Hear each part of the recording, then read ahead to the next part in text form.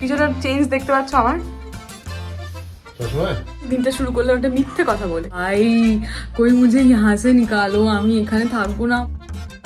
Good morning সবাইকে, welcome to শাইনিমাস blog. এখন আমি দাঁড়িয়েছি আমার এই হ্যাপি কর্নারে, তোমরা তো দেখেইছো। তো আজকে সকাল সকাল যেটা নিউজ তোমাদের দেওয়ার আছে সেটা হচ্ছে আমি বাড়ি যাচ্ছি ফাইনালি একদিন পর।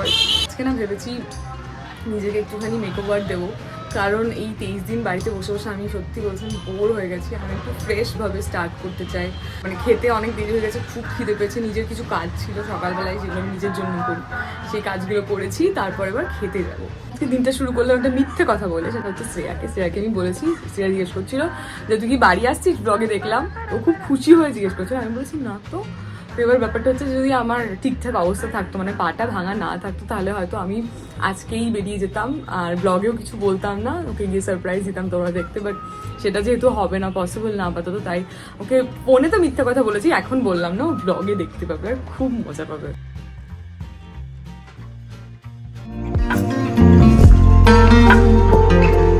এটা আজকে করলাম কারণ যে যাবো বাড়ি গিয়ে তো আমি আর কি করবো জানি না। আমাদের বাড়িতে প্রচন্ড ঠান্ডা, মানে আমাদের মুর্শিদাবাদে প্রচন্ড ঠান্ডা পড়েছে, তো আমি বাড়ি গিয়ে তখন কিছু করতে পারবো না। তাই আজকে একটু পিটি জামা পরে নিলাম।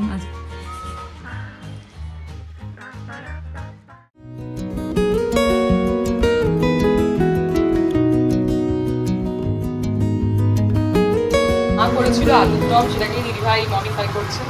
আর এখানে করছে কি এটা মটরশুঁটির কচুরি।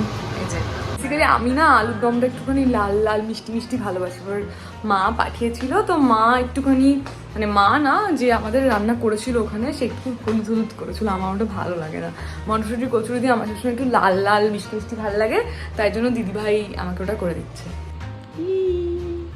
মডিফাই করার পর তো কি ভালো লাগছে, দারুণ লাগছে দিদিভাই, খুবই ভালো।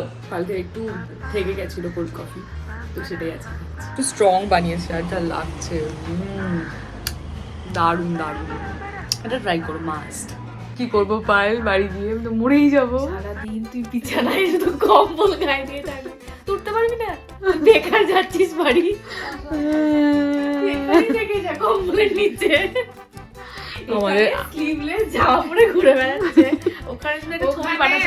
আরে ওই জন্যই আমি তোমাদেরকে বললাম না যে আমি ওই জন্যই আজকে এই জামাটা পরেছি, কারণ আমি জানি এরপর আমি কি করবো তার ঠিক নেই। আমি জামায় মানে একটার উপর একটা, একটার উপর একটা, একটার উপর একটা চাপিয়ে যাবো। আমি প্রচন্ড শীত কাতুরে।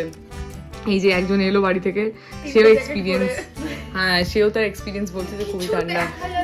এত কুয়াশা, ট্রেন আসছে, ট্রেন 20 মিনিট পিছিয়ে দিয়েছে কুয়াশার জন্য, পাগল হয়ে যাবে। আমার শীতের রেকর্ড খুব খারাপ, আমি জানি। এই চুপকার, থেমে যায় এবার। কি করতাম, লেপ থেকে তুই বেরোতে না, পাটা অব্দি লুকিয়ে রাখছি। পড়তে বসে সামনে ওঠে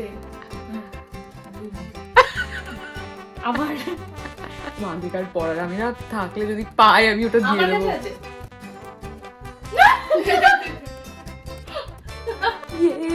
নেল এক্সটেনশনের জন্য লোক পেয়ে গেছি ফাইনালি। 3 দিন ধরে কত লোকজনকে ফোন করেছি, ফোন করে করে পাইনি। ফাইনালি আজকে একজন ফ্রি আছে, জানি না কেমন করবে, তোমাদেরকে রিভিউ দেবো।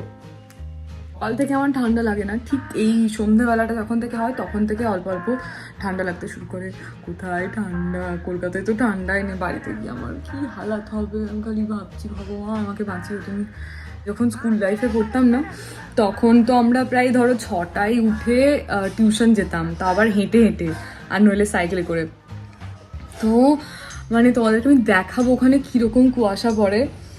সকালবেলা উঠে আমি ফার্স্টেই কাঁদতাম যে ভাই কই মুঝে ইহা সে নিকালো, আমি এখানে থাকবো না, আমার ঠান্ডার জন্য আমি পারছি না। আমি খালি কাঁদতাম যে মা আমি কবে বড় হবো, এরকম করে খালি কাঁদতাম আর বলতাম যেখান থেকে আমি চলে যাব, শীতের মধ্যে আমি থাকতে পারছি না, আমার বাজে লাগে জায়গাটা, শীত একদম সহ্য করতে পারি না। এই দেখো এই কার্ডিগানটা পরে নিয়েছি, আর এবার নেল এক্সটেনশনের লোক আসছে, কি মজা, ইয়ে ইয়ে।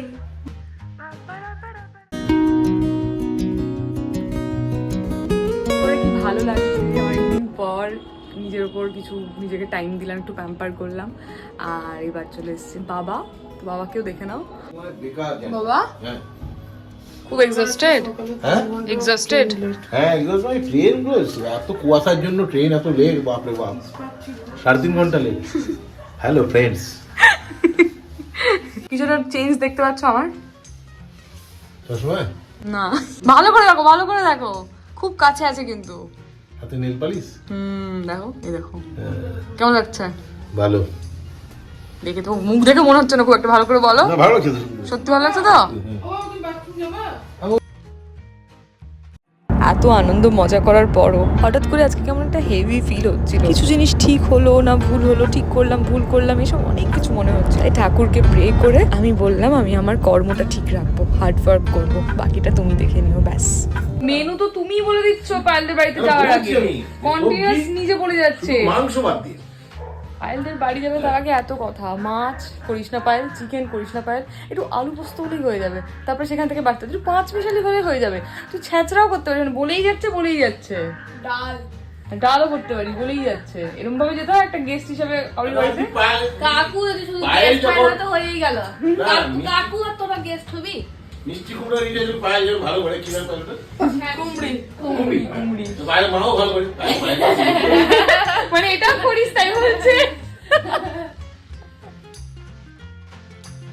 ওদের এবার শুরু হলো ক্রিকেট নিয়ে গল্প, ছোটবেলার সব মেমোরি। পুরো অস্ট্রেলিয়ান টিম এরকম ধরে আছে, সবাই ছবি দিয়ে। আমি কি বলছি বলতো, পেন নিয়েছি, পেন নিয়ে সবার মুখ ঘেঁচে দিয়েছি, মুখ ঘেঁচে এরকম করে মাথার উপর লিখে একজন সৌরভ গাঙ্গুলি, সচিন তেন্ডুলকর লিখে দিয়েছি, ম্যানিফেস্ট করছো। আর আমার দিদিভাই তো ওর ক্রিকেটের ক্রেজ কতটা বোঝানোর জন্য ছোটবেলার একটা ডায়েরি নিয়েও চলে এলো। এটা তো 2011 বাবা প্রচুর কিছু লেখা হয়, সব পেপার দিয়ে করে রাখতাম প্রথম বিশাল তো।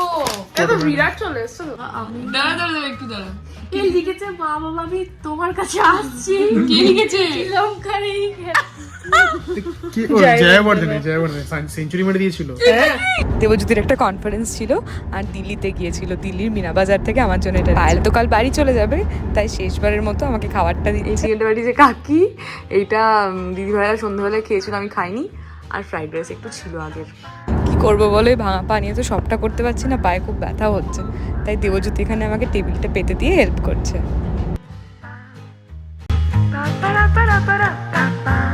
তো বাড়ি যাচ্ছি, তাই অনেকটা প্যাকিংও করতে হবে। এখানে ব্লগটাকে শেষ করি।